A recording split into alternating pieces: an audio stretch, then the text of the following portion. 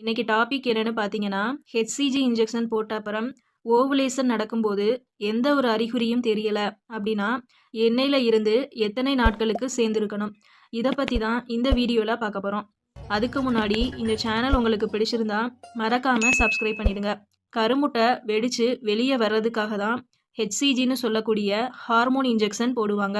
இந்த இன்ஜெக்ஷன் போட்ட 24ல இருந்து 36 மணி நேரத்துல கருமுட்டை ரிலீஸ் ஆகி ஓவுலேஷன் ப்ராசஸ் நடக்கும்.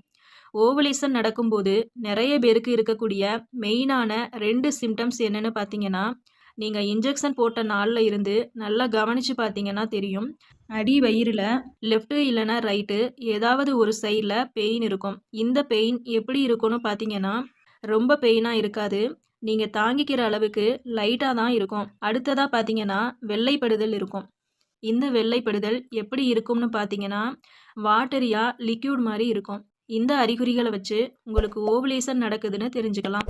ஒரு சிலர் ஹெச்சிஜி இன்ஜெக்ஷன் போட்டும் ஓவுலேஷனுக்கான எந்த ஒரு அறிகுறியும் இல்லை, ஓவுலேஷன் நடக்குதா இல்லையானே தெரியலன்னு குழப்பத்தோட இருப்பாங்க.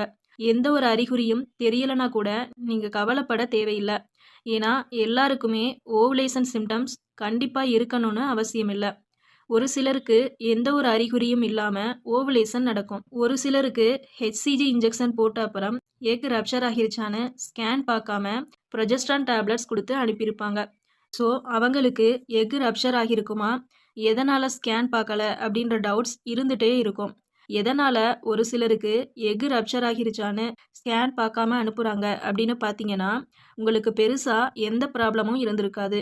அதாவது தைராய்ட், பிசிஓஎஸ் இதெல்லாம் ரொம்ப அப்நார்மலாக இல்லாமல் கொஞ்சம் நார்மல் ரேஞ்சில் தான் இருக்குது அப்படின்னா, உங்களுக்கு இன்ஜெக்ஷன் போட்டாலே ஆட்டோமேட்டிக்காக எக் ரிலீஸ் ஆகிரும்.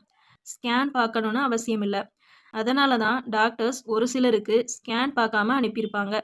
ஹெச்சிஜி இன்ஜெக்ஷன் போட்ட அப்புறம் ஓவுலேஷன் நடக்கும்போது உங்களுக்கு அறிகுறி தெரிஞ்சாலும் சரி, தெரியலனாலும் சரி, எண்ணெயில் இருந்து எத்தனை நாட்களுக்கு சேர்ந்துருக்கணும் அப்படின்னு பார்த்தீங்கன்னா, இன்ஜெக்ஷன் போட்ட நாளில் இருந்து ஒன் டே விட்டு ஒன் டே 3 to 4 டேஸுக்கு இன்டர் கோர்ஸில் இருந்தாலே போதும். எக் ரப்சர் ஆனதுக்கப்புறம் பார்த்துக்கலான்னு வெயிட் பண்ணாதீங்க. ஏன்னா எக்கு ரிலீஸ் ஆகிருச்சு அப்படின்னா அது 12ல் இருந்து 24 மணி நேரம் மட்டும்தான் ஃபெலோபியன் டியூப்பில் இருக்கும்.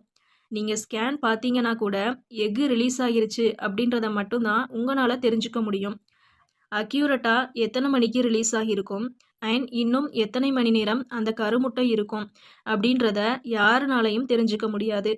ஸோ எக்கு ரிலீஸ் ஆனதுக்கப்புறம் அந்த நாளில் இன்டர்கோர்ஸில் இருக்கும்போது உள்ளே போகிற உயிரணுக்களில் ஏதாவது ஒரு உயிரணு கருமுட்டையை சென்றடைஞ்சு அந்த கருமுட்டைக்குள்ளே ஊடுருவி போகணும்.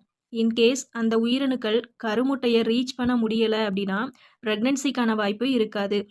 அதுவே எக் ரப்சர் ஆகிறதுக்கு முன்னாடி இருந்தே நீங்கள் இன்டர்கோர்ஸில் இருக்கும்போது உயிரணுக்கள் நீந்தி போய் ஃபெலோபியன் டியூப்பில் 2ல் இருந்து 5 நாட்கள் வரை உயிரோடு இருக்கும்.